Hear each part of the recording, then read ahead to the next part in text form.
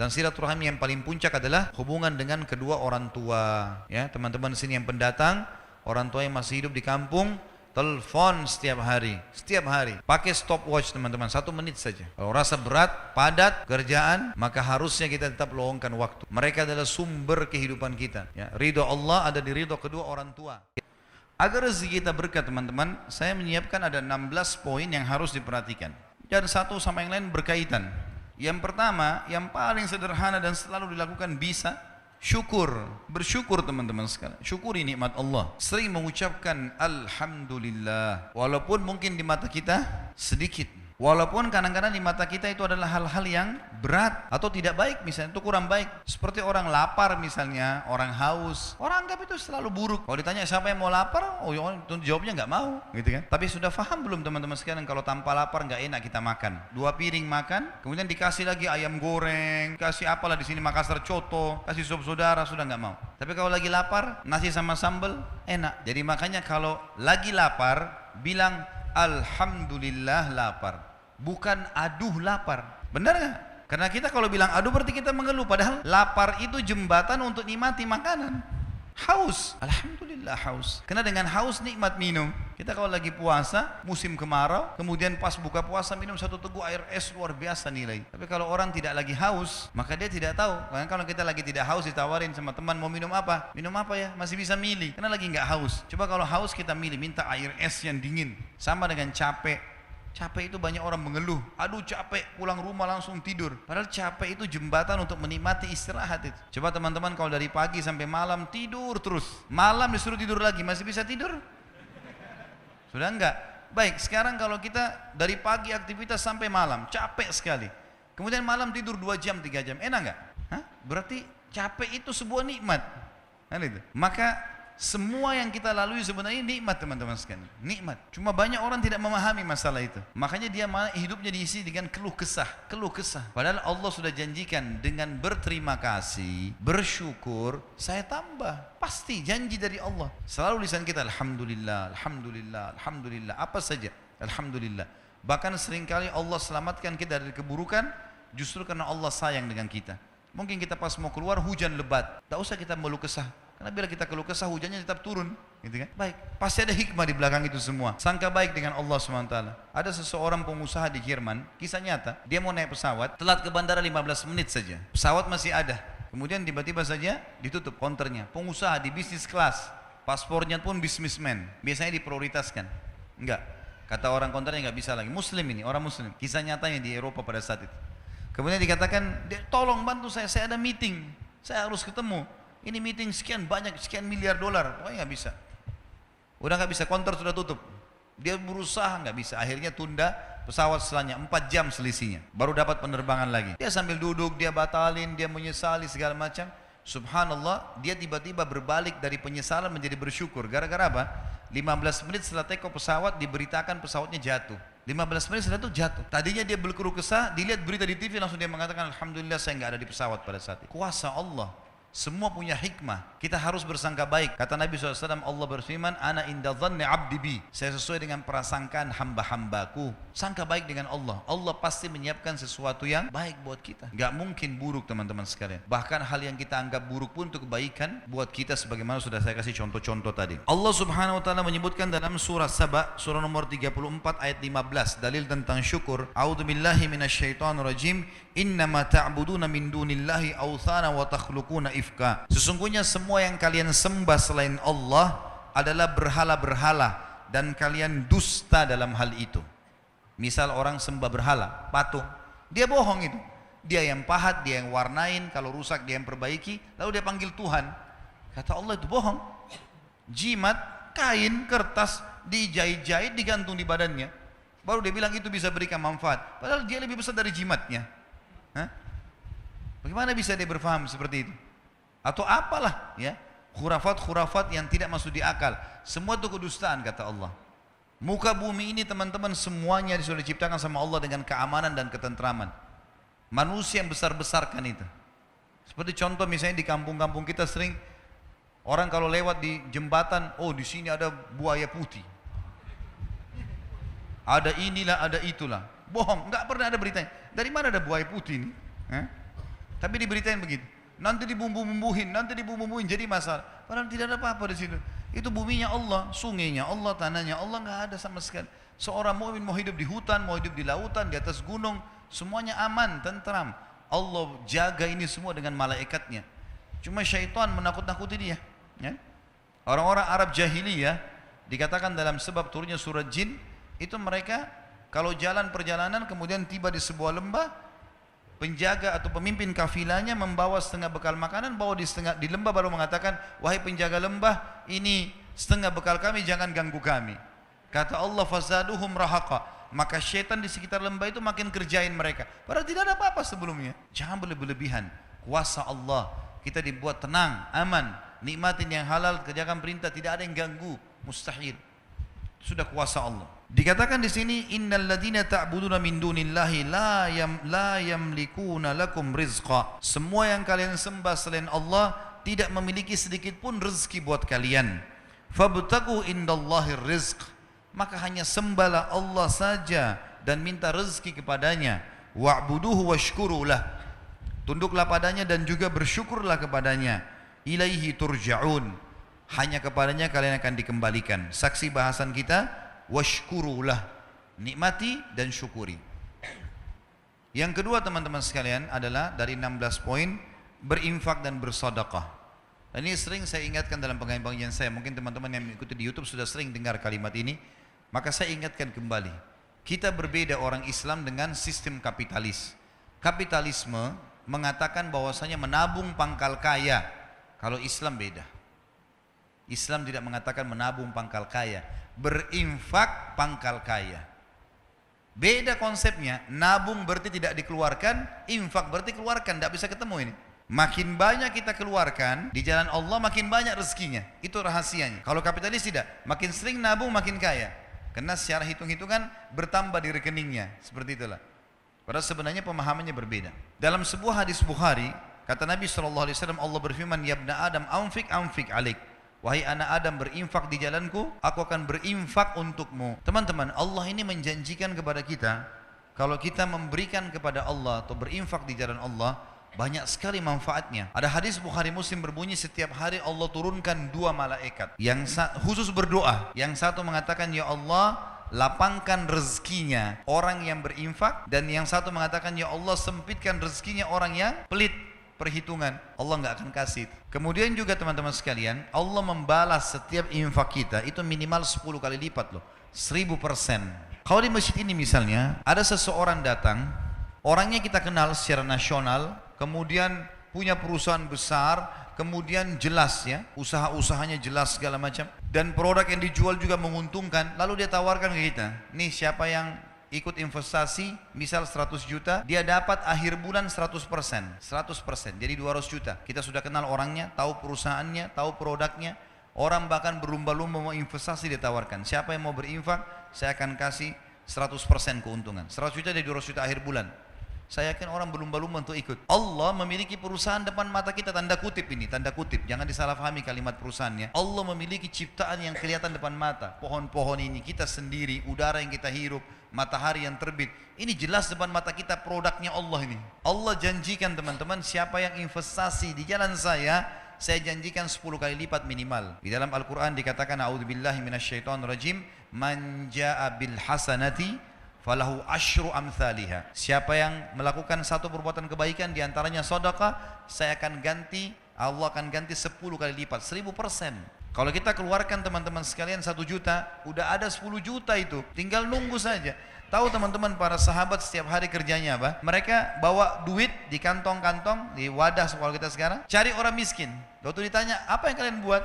Kami sedang investasi, kasih orang miskin, Allah balas 10 kali lipat. Terus begitu. Di zaman Abu Bakar, Uthman bin Affan, Abu Abdurrahman bin Auf, sahabat-sahabat yang kaya, nggak ada akunting, gitu kan? Belum ada sistem kayak kita sekarang, komputerisasi yang rapi. Bagaimana cara mereka mengatur duitnya? Saya kalau baca sejarah mereka itu luar biasa. Dagang, transaksi, orang susah dibantu, orang yang memang layak dapat untung, diputar lagi modalnya, dikeluarin di jalan Allah, disedekahkan, yang sisanya dipakai modal. Begitu-begitu saja. Waktu mereka meninggalkan harta, kalau itu sekarang itu bisa ratusan miliar rupiah. Mungkin triliunan kalau uang rupiah. Mereka tidak punya admin, tidak punya apa-apa. Bagaimana mereka bisa atur semua itu? Karena sedekah. Abdurrahman bin Auf pernah buktikan kepada kita dalam kisahnya. Beliau pernah kedatangan keuntungan 1 peti emas. Belum pernah untung sebanyak itu. Dia duduk gelisah di dekatnya emas itu.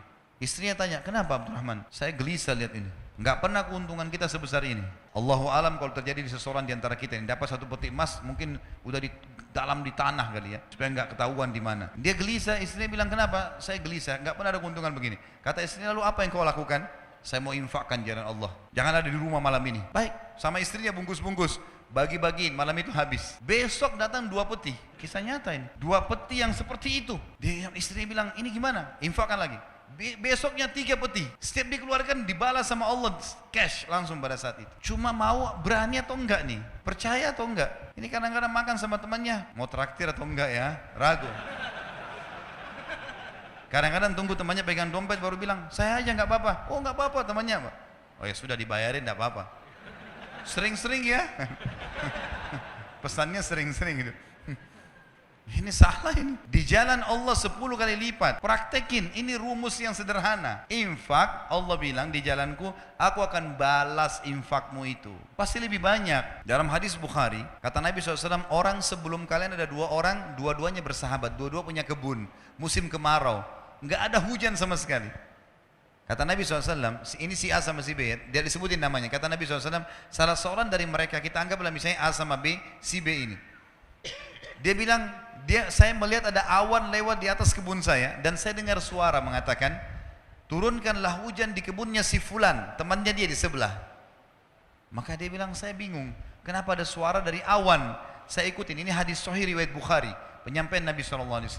Kata Nabi SAW, dia pergi kebun temannya, ternyata betul hujan turun cuma di situ saja. Yang lain enggak, musim kemarau.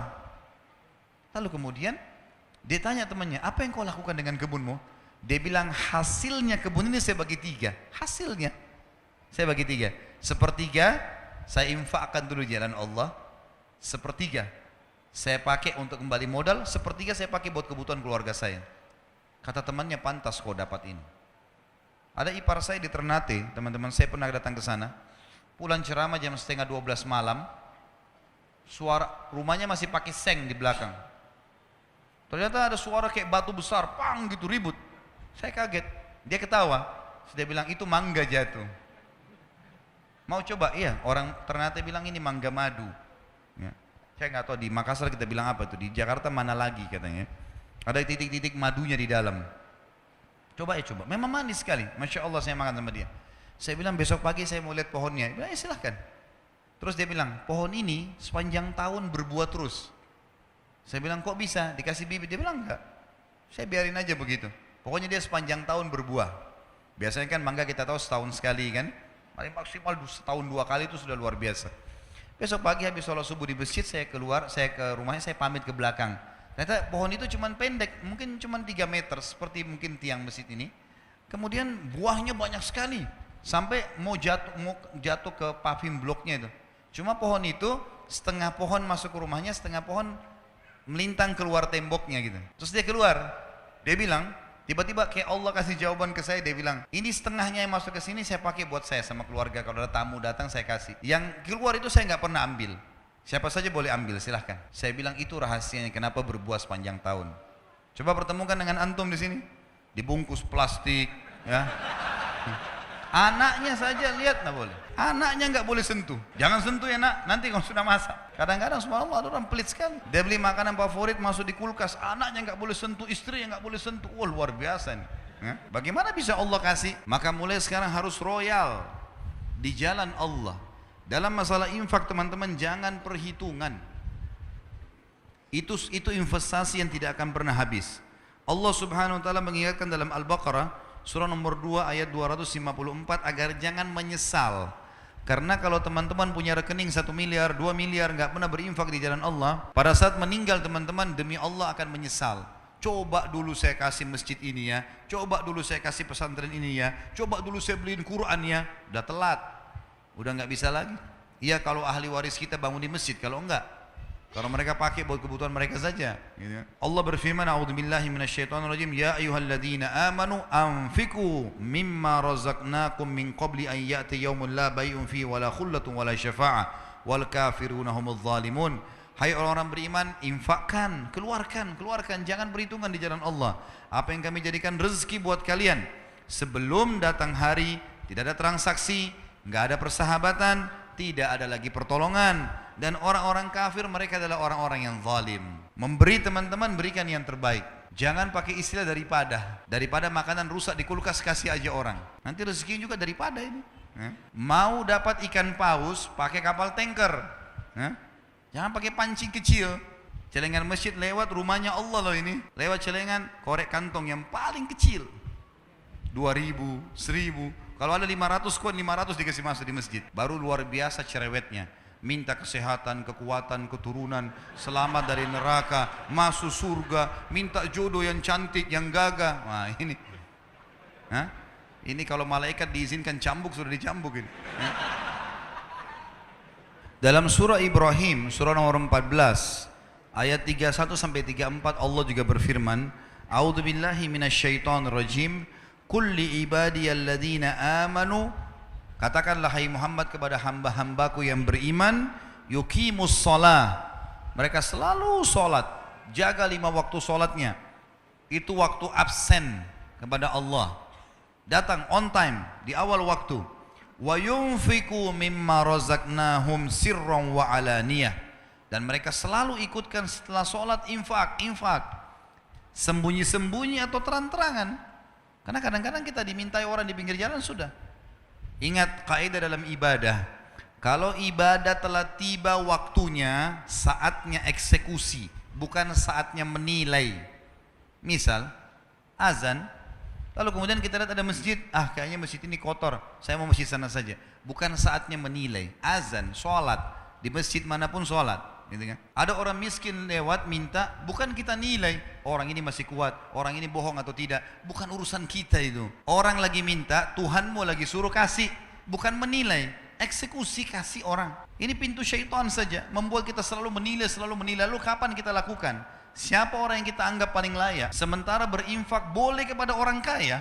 Sekarang saya kaya, adik saya kaya, lalu saya mau kasih dia uang, bolehkah? Boleh. Infak tetap pahala. Apalagi kalau dia orang miskin. Tidak selamanya infak itu kepada orang miskin. Kita boleh memberikan makan orang lain, memberikan hadiah pakaian, walaupun dia orang kaya, nggak ada masalah. Nabi SAW mampu dan beliau menerima hadiah. Kemudian dikatakan min qabli an ya'tiya yaumun la bay'un fihi wala khilal, sebelum datang hari di mana kalian akan menyesal karena nggak ada lagi transaksi.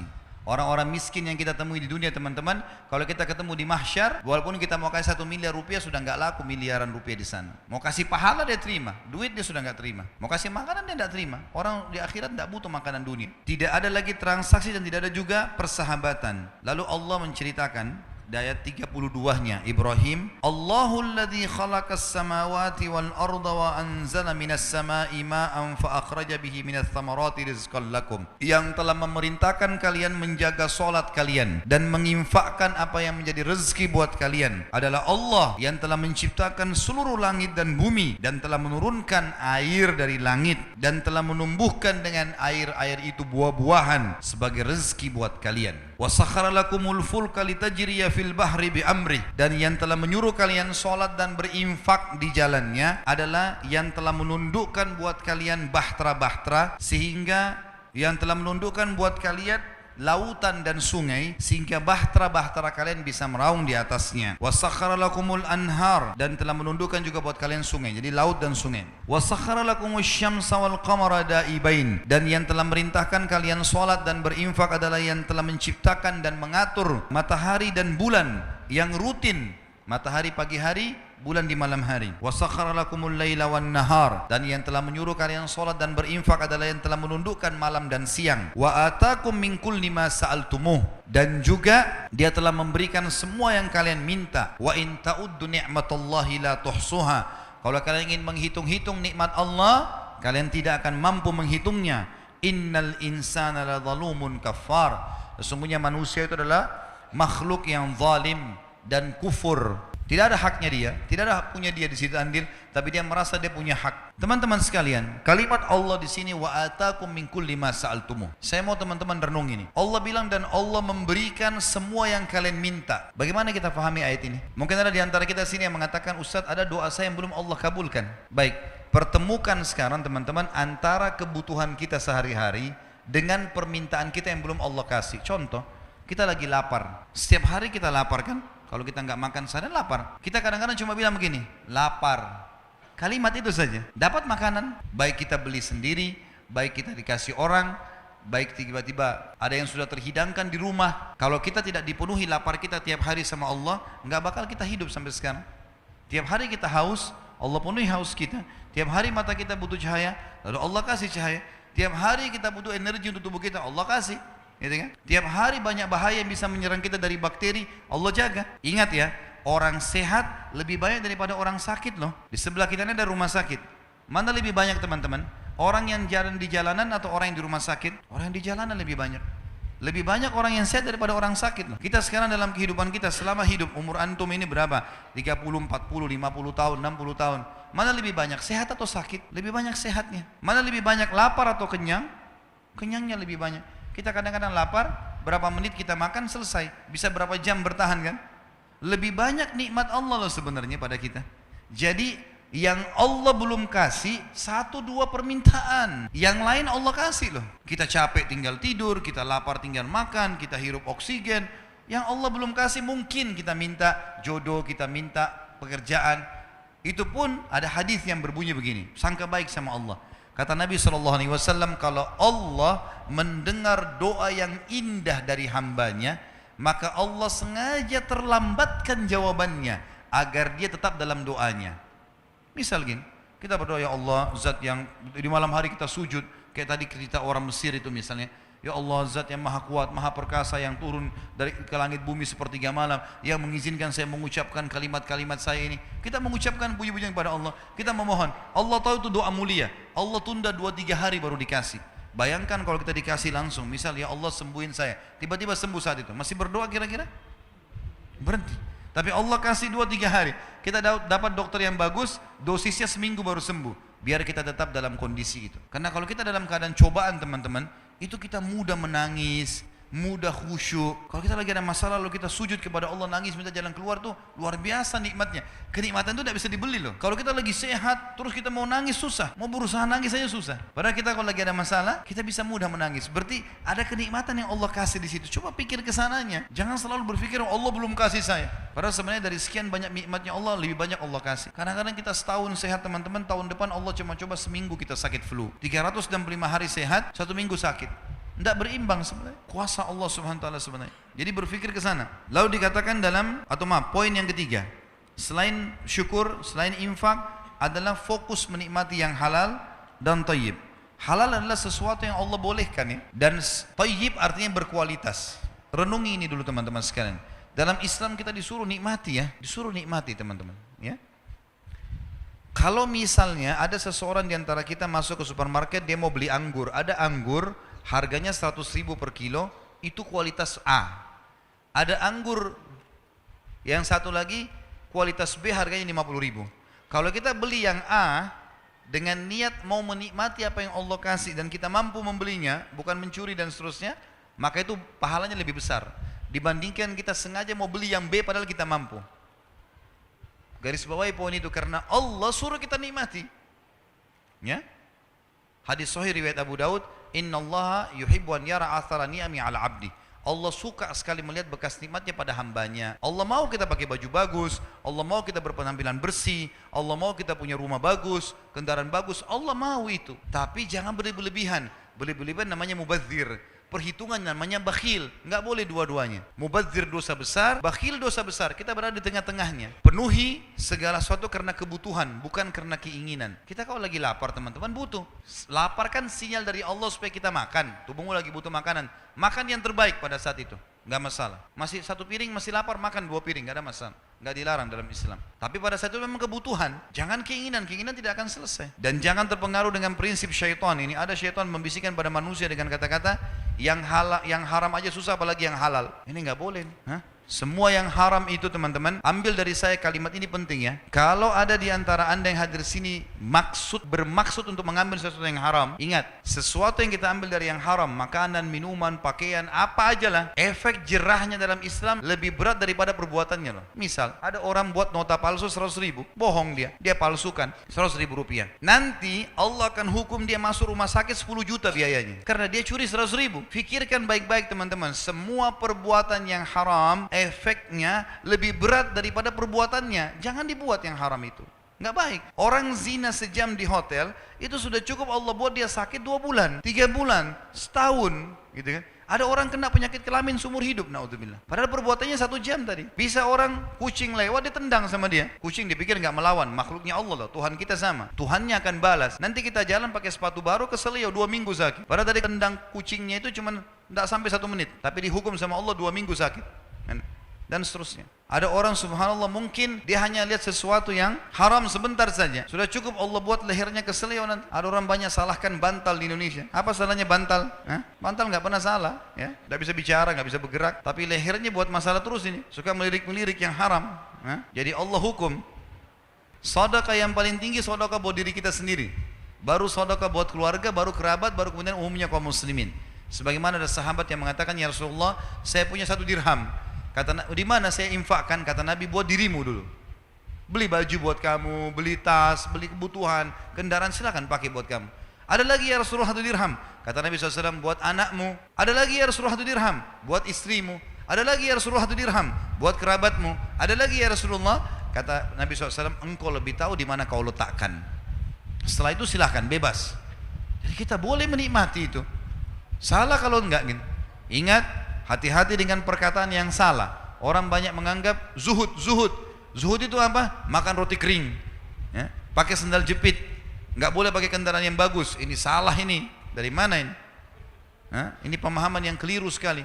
Nabi SAW tidak pernah makan roti kering loh. Nabi SAW paling gemar makan paha kambing. Nabi SAW memiliki beberapa orang istri poligami. Setiap istri punya rumah, setiap rumah punya unta. Kalau kita sekarang punya mobil, ya.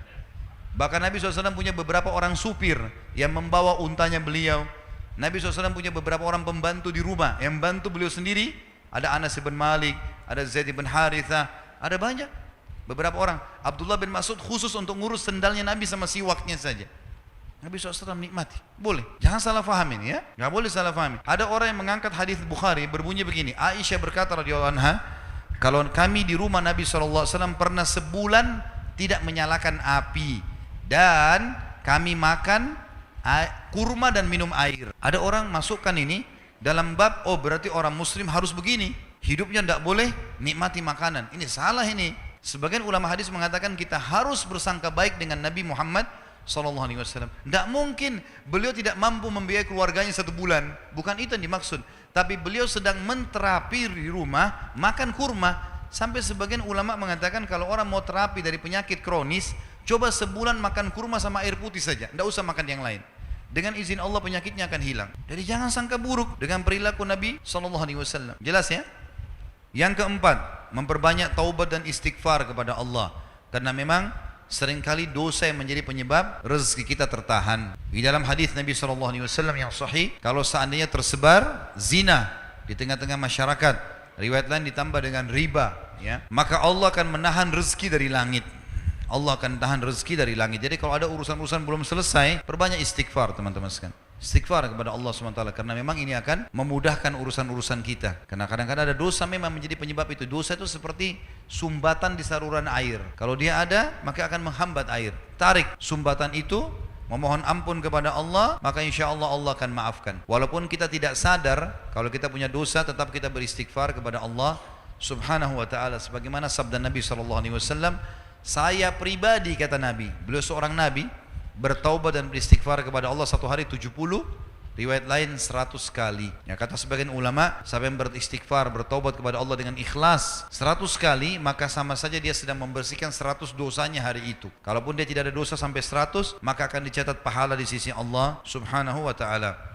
Allah berfirman tentang istighfar dalam surah Nuh, surah nomor 71 ayat 10 sampai 12. A'udzubillahi minasyaitonirrajim. Faqultu astaghfiru rabbakum innahu kana ghaffara yursilis sama 'alaikum midrara wa yumditkum bi amwalin wa banin wa yaj'al lakum jannatin wa yaj'al lakum anhara. Maka aku berkata kepada kaumku, bertaubatlah kalian, beristighfar kepada Tuhan kalian karena Dia Maha Pengampun. Niscaya Dia akan mengirimkan dari langit hujan yang lebat. Makna yang lain adalah rezeki yang banyak, dan juga akan memperbanyak harta-harta kalian dan memperbanyak anak-anak kalian serta memperluas kebun-kebun kalian dan juga memperbanyak sungai-sungai dan lautan kalian.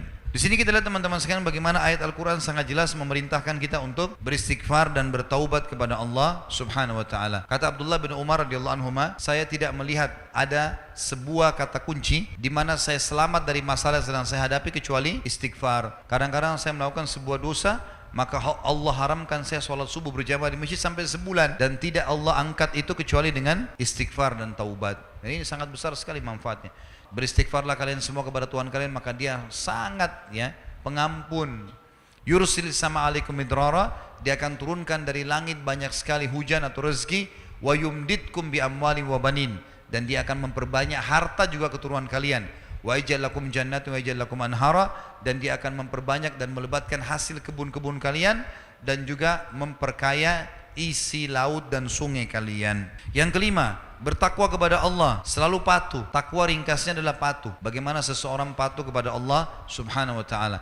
Dan orang yang patuh kepada Allah akan bahagia teman-teman sekalian, akan selalu bahagia. Patuhlah kepada Allah, ada orang lihat atau tidak ada yang lihat, karena Allah akan selalu bersama dengan orang-orang yang patuh kepadanya. Menikmati hubungan dengan Sang Pencipta sangat indah, sangat baik. Allah bolehkan ambil, Allah nikmati, Allah larang tinggalkan. Dan Allah menjanjikan dalam Al-Quran kurang lebih 226 ayat berbicara masalah keutamaan orang yang bertakwa. Tapi yang jadi saksi bahasan kita adalah surah At-Talaq, surah nomor 65 ayat 2 sampai ayat 5. A'udzubillahi minasyaitonirrajim. Wa may yattaqillaha yaj'al lahu makhraja. Siapa yang bertakwa kepada Allah, Allah akan berikan jalan keluar dari masalahnya. Kemudian ayat 3-nya wa yarzuqhu min haitsu la yahtasib, dan Allah akan memberikan kepadanya jalan keluar, Allah akan berikan kepadanya rezeki dari tempat yang ia tidak sangka-sangka. Ayat 4-nya, tadi itu ayat 2 sama ayat 3. Ayat 4-nya wa may yattaqillaha yaj'al min amrihi yusra. Siapa yang bertakwa kepada Allah, Allah akan mudahkan segala urusannya. Ayat kelimahnya wa may yattaqillaha yukaffir anhu sayyi'atihi wa yu'dhim lahu ajra. Siapa yang bertakwa kepada Allah, Allah akan ampuni dosa-dosanya dan lipat gandakan balasannya. Yang keenam, bertawakal. Tawakal artinya menyerahkan perkara setelah berusaha. Allah Subhanahu wa taala menyuruh kita bertawakal. Ikhtiar dulu, kemudian serahkan hasilnya kepada Allah Subhanahu wa taala. Makin pasrah kepada Allah maka makin baik. Sebagaimana sabda Nabi SAW dalam hadis Bukhari, kalau kalian betul-betul bertawakal kepada Allah, betul-betul menyerahkan hasil usaha, setelah ikhtiar baru kemudian baru serahkan hasilnya kepada Allah, maka pasti Allah akan berikan kepada kalian rezeki seperti seekor burung yang pergi pada pagi hari, kemudian dia kembali sementara perutnya sudah terisi dengan makanan. Hewan-hewan tuh teman-teman sekalian nggak punya ijazah kayak kita, nggak ada ide bisnis, nggak tahu komputer, nggak tahu HP, hidup, makan, minum. Mereka keluar pada pagi hari cari rezeki, malam sampai sudah kenyang, sampai ajalnya datang. Miliaran jumlahnya hewan bisa hidup, semut di lubangnya bisa hidup. Bagaimana kita manusia yang memang dianggap makhluk yang paling sempurna, fi ahsani taqwim, kemudian punya ketakutan-ketakutan terhadap rezeki yang sedang Allah siapkan. Dalilnya tadi surah At-Talaq ayat 3, surah nomor 65, wa may yatawakkal 'alallahi fahuwa hasbuh. Siapa yang bertawakal kepada Allah, serahkan hasil usahanya kepada Allah, maka Allah akan jadi pencukup baginya. Yang ketujuh, silaturahim. Silaturahim artinya melanjutkan hubungan kerabatan. Kita semua alhamdulillah punya rahim, punya kerabat yang punya hubungan darah sama kita. Dan tidak dinamakan rahim kalau seseorang itu satu kampung, satu negara. Kata Nabi SAW dalam masalah ini, hadis sahih riwayat Bukhari, siapa yang ingin diberkahi umurnya, diluaskan rezekinya, maka dia melanjutkan hubungan silaturahim. Dan silaturahim yang paling puncak adalah hubungan dengan kedua orang tua. Ya, teman-teman sini yang pendatang, orang tua yang masih hidup di kampung, telepon setiap hari, pakai stopwatch teman-teman, 1 menit saja. Kalau rasa berat, padat kerjaan, maka harusnya kita tetap luangkan waktu. Mereka adalah sumber kehidupan kita. Ya, ridho Allah ada di ridho kedua orang tua. Kita kadang-kadang sama Allah kalau ditelepon sama partner bisnis, teman kantor, atau calon pasangan hidup, sibuk menerima telepon mereka berjam-jam. Tapi kalau ibunya telepon, buru-buru, sudah bu ya saya ada kerjaan, biarkan dia ngomong. Kalau perlu berhentikan semua kegiatan. Seorang syekh ditelepon sama ibunya lagi pengajian di Jeddah, teman-teman, diberhenti diberhentiin, mic-nya dimatikan. Waktu ibunya telepon kemudian dia angkat, iya ibu, saya ada perlu nak, perlu beli ini, perlu beli itu. Baik, saya datang sekarang ibu. Ditutup teleponnya lalu dia bilang, maaf jemaah, ibu saya lagi butuh. Tutup kafaratul majlis, tinggalkan majlisnya, dia pergi layani ibunya. Dia nggak bilang sama ibunya, bu tadi saya lagi pengajian loh itu. Nggak sama sekali. Berapa orang di antara kita begitu, sibuk di kantor. Kenapa tadi nggak angkat teleponnya nak? Ibu kan tahu itu jam kerja saya. Marah-marah sama ibunya. Padahal subhanallah ini adalah puncak silaturahim. Rezeki kita ada di situ. Berbuat baiklah teman-teman sekalian. Penuhi kebutuhan mereka, samponya, sabunnya, odolnya, sikat giginya, bedaknya, handuknya, penuhi semuanya. Kalau perlu jangan sampai mereka beli sendiri. Kirimkan dari Makassar ke kampung-kampung itu. Itu luar biasa fadilahnya. Kata Nabi SAW, ibumu dan ayahmu, kemudian saudarimu, saudaramu, lalu kerabat terdekat. Itu orang-orang yang paling dekat dengan kita. Jadi ini rahim yang harus dijaga. Kadang-kadang subhanallah kita setahun sekali mudik, itu pun pada saat setahun sekali ketemu sebentar sama orang tua salaman, lalu tinggalkan mereka. Ketemu sama teman-temannya, orang tua lagi butuh, rindu mau bicara sama kita. Doanya mereka sangat luar biasa. Seorang salaful ummah di kancah peperangan teriak-teriak, saya sudah menang, kita pasti menang, Allahu Akbar. Terus dia takbir, sampai orang-orang bingung, ini pasukannya sedikit, lagi dipukul musuh, kayaknya menang betul, gitu kan? Terus tanya sama pasukannya, kenapa tadi anda begitu yakin? Dia bilang, karena tadi sebelum saya berangkat, waktu kita sebelum berangkat ke medan perang ini, saya sudah pesan sama ibu saya, ibu doain saya ya, supaya saya menang. Dan saya yakin ibu saya sedang doakan dan Allah utus pasukan dari langit membantu saya. Jangan merembet tangan-tangan yang sudah keriput orang tua kita teman-teman sekalian. Mereka angkat tangan ke langit diijabah. Kata Nabi SAW, doa orang tua buat anaknya diijabah. Itu silaturahim yang paling tinggi. Jangan anggap remeh. Mulai malam ini programkan untuk selalu tanya kabarnya orang tua, ya, beri kebutuhannya, antarkan makanan. Apalagi kalau satu kota Makassar, bawa ke rumahnya, datang, luangkan waktu untuk ke sana. Yang kedelapan, haji dan umrah. Dan ini sesuai dengan hadis Nabi SAW, haji dan umrah yang dikerjakan secara berkesinambungan akan menghilangkan kesusahan hidup dan kemiskinan, sebagaimana api menghilangkan karat dari besi. Ada yang tanya sama saya, Ustaz, saya sudah umrah tahun lalu, sekarang ada uang mau umrah lagi atau saya lakukan yang lain? Saya bilang umrah lagi. Kalau saya umrah lagi, kecuali ketemu dengan hutang ya. Umrah sunnah, kalau bayar hutang wajib, selesaikan utang. Tapi kalau mau ibadah apa lagi, maka umrah. Baik, saya punya duit Ustaz, saya mau umrah lagi atau saya umrahin kerabat saya atau teman saya? Jawabannya anda umrah lagi, karena tidak ada jaminan umrah yang lalu sudah diterima sama Allah. Dan sekarang yang sedang kena hukum untuk melakukannya adalah kita, karena kita lagi wajib. Kecuali kita sudah bayar, ada lebih lagi, kita bawa kerabat kita, silahkan. Jangan biarkan orang lain melakukannya tanpa kita lakukan, ya. Dan jangan cuma menonton orang lain mengerjakan ibadah. Ini enggak benar. Kita harus di situ punya andil. Kalau kita lagi satu mobil sama teman, ada orang miskin ketuk-ketuk kaca, biasanya kalau teman kita sudah kasih duit, kita juga enggak ikut-ikutan kasih duit kan? Karena kita pikir, oh dia sudah kasih. Ini sama saja nonton orang lain masuk surga, kita sendiri enggak gitu. Ya? Mesti kita andil di situ. Ya. Kenapa kita harus bangga dengan perbuatannya orang lain, gitu kan? Oh orang itu baik ya, orang itu. Kamu bagaimana?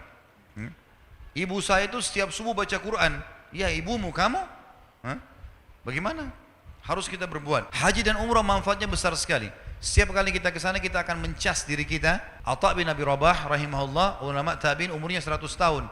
70 tahun dia, 70 kali dia haji. 70 tahun, 70 kali. Ini luar biasa, maka boleh diulang-ulangi. Jadi memang kita disuruh ulangin. Dan itu insya Allah termasuk hal yang mengecas iman kita dan menjadi penyebab datangnya rezeki. Yang kesembilan, hijrah. Dan hijrah ini artinya meninggalkan wilayah kafir ke wilayah Islam. Tidak boleh teman-teman sekali memaksakan diri tinggal di wilayah orang kafir kalau kita nggak bisa ibadah, nggak boleh. Kata Nabi SAW, ana bari'un mimman asya baina adhurul musyrikin. Saya berlepas diri dari orang-orang yang hidup sengaja di tengah-tengah orang kafir. Ya. Nanti kalau mau meninggal susah, jenazahnya nggak tahu dikubur di mana, mau sholat susah, ya mau cari makanan halal susah, gitu kan? Hijrah ke wilayah Islam diperintahkan dan penyebab bertambahnya rezeki. Kalau ada orang bilang dia ke negara kafir untuk mengambil rezeki, ini keliru. Ke negara Islam, karena Allah SWT berfirman dalam surah An-Nisa, surah nomor 4 ayat 100. A'udzubillahi minasyaitonirrajim, wa may yuhajir fi sabilillah yajid fil ardi muragaman katsiran wa sa'a. Siapa yang hijrah di muka bumi ini di jalan Allah ke wilayah-wilayah Islam dari wilayah kafir, maka dia akan dapatkan peluang-peluang yang besar dan kelapangan rezeki dijanjikan oleh Allah Subhanahu wa taala. Dan kita tahu sahabat pada saat hijrah dari Mekah ke Madinah, mereka dibukakan oleh Allah pintu-pintu rezekinya. Yang ke-10 doa, berdoa kepada Allah SWT, selalu berdoa. Jangan pernah berhenti teman-teman, jangan berdoa pada saat darurat saja. Kata Nabi SAW, kenali Tuhanmu, maksudnya berdoalah kamu selalu. Ya. Pada saat kamu lagi senang, maka dia akan kenali kau pada saat kamu lagi susah. Berdoa. Dan doa ini ada kiat-kiatnya. Yang pertama ikhlas kepada Allah SWT tentunya. Harus tulus, jangan karena riak, jangan karena mau dipuji oleh orang lain, atau karena mengejar masalah-masalah dunia. Kemudian yang kedua harus dimulai dengan tahmid dan salawat. Alhamdulillah wassalatu wassalamu ala rasulillah, sesuai dengan sabda Nabi SAW, kullu amrin la yabda' bismillah fahuwa aqta. Semua perkara yang tidak dimulai dengan memuji Allah atau nama Allah, maka dia terputus dari rahmat. Kemudian hadis yang lain juga, doa yang tidak dimulai dengan salawat kepadaku pada Nabi Muhammad SAW, maka akan terhijab. Jadi poin pertama ikhlas, yang kedua memulai dengan memuji Allah dan salawat pada Nabi SAW. Yang ketiga menggunakan asma husna, nama-nama Allah dan sifat-sifat yang mulia, seperti ya Ghafur, ighfirli, ya Tawwab, tub alayya, sebagaimana firman Allah SWT, a'udzubillahi minasyaitonir rajim, walillahil asmaul husna fad'uhu biha. Dan Allah memiliki nama-nama mulia, maka gunakanlah dalam doa-doa kalian. Yang keempat, tidak tergesa-gesa dalam ucapan dan dalam menunggu jawaban. Sabar, nikmatin prosesnya. Mulai kita mengucapkan Rabbana atau Allahumma, itu sudah ada garis startnya, sudah ada garis finishnya. Sabar, nikmati prosesnya. Sebagaimana sudah saya jelaskan tadi di awal-awal pertemuan kita. Kata Nabi SAW, yustajabu li ahadikum malam ya'jal. Diterima doa seseorang di antara kalian selama dia tidak tergesa-gesa. Kata para sahabat, wa kaifa ya'jal ya Rasulullah? Bagaimana cirinya orang tergesa-gesa itu? Kata Nabi SAW, yaqulu da'utu wa lam yustajabu li fatarakat du'a. Dia bilang, saya sudah berdoa belum saya lihat jawabannya, lalu dia tinggalkan doa. Yang kelima, dia yakin, harus yakin diterima. Kata Nabi SAW, udu'ullah muqinuna bil ijabah, udu'u rabbakum muqinuna bil ijabah. Berdoalah kalian pada Tuhan kalian dengan yakin Allah terima. Fa inna Allah la yaqbalu du'a min qalbin ghafil. Karena Allah tidak akan menerima doa dari hati yang lalai. Kalau cuma sekedar seperti orang kumur-kumur atau rutinitas saja, maka ini tidak dikabulkan oleh Allah. Tapi renungi, resapi. Allah memahami semua bahasa. Sampaikan. Yang keenam, memaksimalkan waktu-waktu mustajab doa, seperti sepertiga malam pada saat hujan lagi turun, ya. Kemudian antara azan dan iqamah. Kemudian juga doa orang tua buat anak, doa anak untuk orang tua, doa muslim untuk muslim yang lain. Ini semua adalah mustajab doa. Baik, kemudian yang ke-11 teman-teman adalah kiatnya nikah. Kalau orang nikah karena memang meminta agar Allah SWT menjauhkan diri dari yang haram, maka ini termasuk pintu rezeki. Kata Nabi SAW, 3 orang yang pasti Allah kasih rezeki, pasti. Yang pertama adalah mukatib. Mukatib adalah seorang budak sahaya yang mau bebaskan dirinya. Dia berkata pada tuannya, saya mau bebas. Tuannya bilang, baik, kamu bayar 10 juta. Lalu kemudian dia bilang, baik, saya cicil sebulan 1 juta, 10 bulan saya bebas. Kata tuannya, baiklah, ini namanya mukatib. Ini pasti Allah kasih rezeki karena dia mau bebas dari keterbudakannya. Yang kedua adalah mujahid. Walaupun dia keluar dengan baju di badan, Allah akan penuhi kebutuhannya. Dan yang ketiga, seseorang menikah karena takut terjerumus pada yang haram. Jadi yang bujang-bujang harus segera menikah. Yang sudah menikah sudah nikmati, ya. Jangan tambah dulu. Nikmati dulu, ya. Tapi yang belum menikah ini jangan hubungkan antara nikah sama prestasi dunia. Tidak ada hubungannya. Ibadah tidak ada hubungannya sama prestasi dunia. Kalau harus sarjana dulu, harus punya rumah dulu, harus punya mobil dulu, ini terlalu lama. Orang-orang tua juga begitu. Jangan terlalu tahan-tahan anaknya. Tidak ada hubungannya. Ibadah. Saya punya teman-teman pada saat saya masih kuliah, Masya Allah saya tahu mereka menikah, tapi prestasinya bagus. Tidak ada masalah sama sekali. Bahkan kita temukan banyak orang-orang yang sudah praktekin teori ini, mereka nikahkan anak-anak mereka, sementara berjalan pun ya, kuliahnya atau sekolahnya, itu Masya Allah, malah mereka jadi dewasa, mereka jadi bertanggung jawab, karena terpenuhi. Gangguan terbesar dari laki-laki adalah perempuan, gangguan terbesar perempuan adalah laki-laki. Kalau diselamatkan dengan pernikahan itu sangat luar biasa. Kalau saya sering bahasakan di pengajian saya, tentu ada anak-anak yang Masya Allah, dia tidak tergoda dengan lingkungan mungkin, tapi ada banyak yang tergoda. Maka lebih baik kita menambah 1 piring makanan di meja makan kita untuk anak mantu, sehingga anak kita aman, daripada kita membiarkan anak itu melanglang buana di sana sini dan kita tidak mau tahu. Nanti ada hamil di luar nikah, ada memalukan nama keluarga, dan zina berbahaya.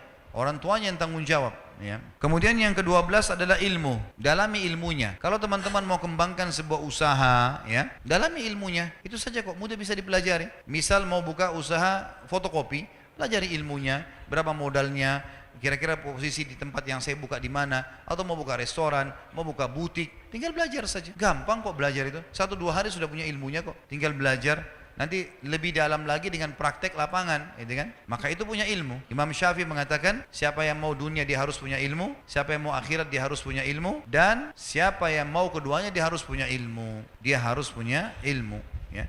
Jadi kita harus kuasai. Makanya banyak orang-orang kafir sukses di bidangnya, dia kuasai itu. Dan orang-orang muslim dianjurkan, sebenarnya dalam Islam sudah ada ya, innallaha yuhibbu min abdin idza amila amalan an yutkinahu. Allah sangat suka seorang hamba yang kalau dia lakukan satu perbuatan dia menguasainya. Jadi teman-teman jangan terlalu banyak bercabang, fokus ke satu bidang. Misal contoh, dia jual pisang goreng, udah dikemas pisang goreng itu, bagaimana bisa menjadi sebuah pekerjaan profesional, insya Allah akan terkenal tuh, gitu kan? Akan maju asal dia menguasainya di situ. Kemudian yang ke-13 adalah lingkungan, ya, lingkungan dan persahabatan. Ini berpengaruh. Bergaul dan berteman dengan pemalas, kita akan jadi pemalas. Berteman dengan orang yang berprestasi, kita akan jadi berprestasi. Teman-teman, maaf, saya kalau yang bekerja di kantoran, sekarang kalau cari teman yang di bidang kita yang paling rajin, siapa yang di perusahaan yang suka dapat penghargaan, datangi orang itu, tanya kiat-kiatnya, kenapa dia bisa begitu. Itu kita akan nanti minimal mirip dengan dia. Jangan berteman sama orang yang malas, suka nipu, manipulasi data. Kita akan kena tampiasannya. Manusia mudah terpengaruh. Makanya kata Nabi SAW, almar'u ala dini khalilih, seseorang sesuai dengan agama atau perilaku teman-temannya. Kita kalau bergaul dengan 10 orang pemabuk, kita jadi pemabuk. Kita berteman dengan 10 orang yang hafal Quran, kita akan hafal Quran. Manusia terpengaruh dengan lingkungan. Harus kita bentuk itu. Kalau saya pribadi punya prinsip, teman-teman, sahabat saya harus yang lebih prestasi daripada saya. Maka saya tidak pernah mau berteman sama orang-orang bodoh. Misal, bukan penghinaan, tapi memang kalau saya lihat orang-orang itu jauh dari agama, jauh dari prestasi-prestasi dunia, untuk apa kita jadikan sebagai sahabat nih? Apalagi kalau pemalas. Kalau dia boleh jadi teman, dia bertanya silakan. Tapi sahabat dekat, tempat kita konsultasi, bicara, musyawarah, gak bisa ini. Harus orang-orang yang lebih berprestasi. Kita akan seperti itu. Saya dari dulu di Madinah saya punya pengalaman, teman-teman sekalian. Selalu saya berteman dengan, waktu saya masih kuliah, saya cari teman-teman yang selalu juara satu. Apa rahasianya? Kenapa mereka juara satu?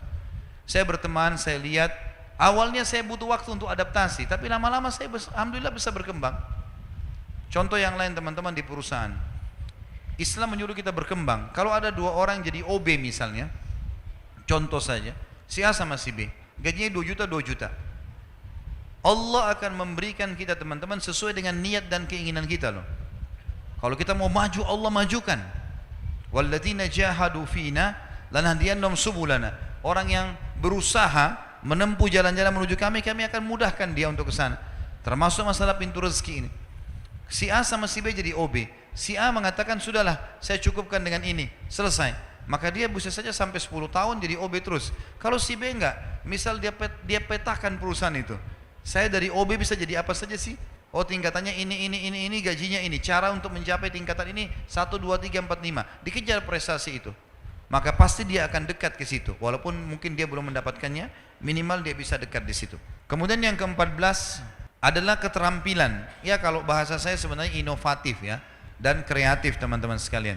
Jadi jangan selalu fokus dan bangga dengan produk orang. Coba berusaha bagaimana kita bisa punya produk sendiri. Kita berusaha sendiri. Memang jangka pendek tidak langsung menguntungkan, tapi jangka panjang itu besar sekali manfaatnya. Enggak ada orang buka usaha kemudian 100% langsung untung terus. Itu enggak normal itu. Pasti ada masalah, dia naik turun, ada cobaan, ada pegawai berhenti, ada ini. Ya, itu tantangannya. Di situ tantangannya kita jadi lebih pintar nantinya. Tapi alhamdulillah bertahan, gitu kan. Yang ke-15 adalah afaf. Afaf itu memuliakan diri. Dan ini ada 16 poin saja ya. Saya ringkaskan karena lihat waktu. Afaf itu memuliakan diri, tidak mengemis, ya. Kata Nabi SAW, tidak ada seseorang yang membuka pintu afaf, mulia. Kalau dia mau terima sesuatu, dia balas dengan jasanya. Dia bekerja supaya dia dapat anggaran, dia dapat sesuatu. Jadi bukan dia cuma tahu mengemis. Siapa yang afaf, Allah akan bukakan baginya pintu kekayaan. Dan siapa yang membuka pintu mengemis, Allah akan bukakan baginya pintu kemiskinan. Kita lihat pengemis itu kalau begitu terus, maka sampai tua, sampai meninggal dia akan mengemis. Bahkan dia wariskan kepada anak-anaknya. Nah, ini dalam Islam tidak dibolehkan sebenarnya. Harusnya dia bisa memperbaiki keadaannya. Dan yang terakhir, yang ke-16 adalah jihad di jalan Allah. Jihad adalah pintu rezeki. Sebagaimana kita tahu ada ghanimah dalam jihad. Kata Nabi SAW, sungguh ghanimah, harta rampasan perang diharamkan untuk nabi-nabi sebelumku dan dihalalkan untukku dan umatku. Ya, dalam riwayat lain dikatakan, kalau ghanimah di zaman sebelum Nabi Muhammad SAW didatangkan, maka dikumpulkan lalu nabinya berdoa, lalu turun petir dari langit menyambar harta-harta tersebut sehingga hangus. Tapi di zaman Nabi SAW tidak, menjadi harta rampasan perang. Apa yang dimiliki oleh musuh di medan perang, kalau kita menang maka menjadi ghanimah dan halal bagi muslimin untuk menikmatinya. Allahu a'lam.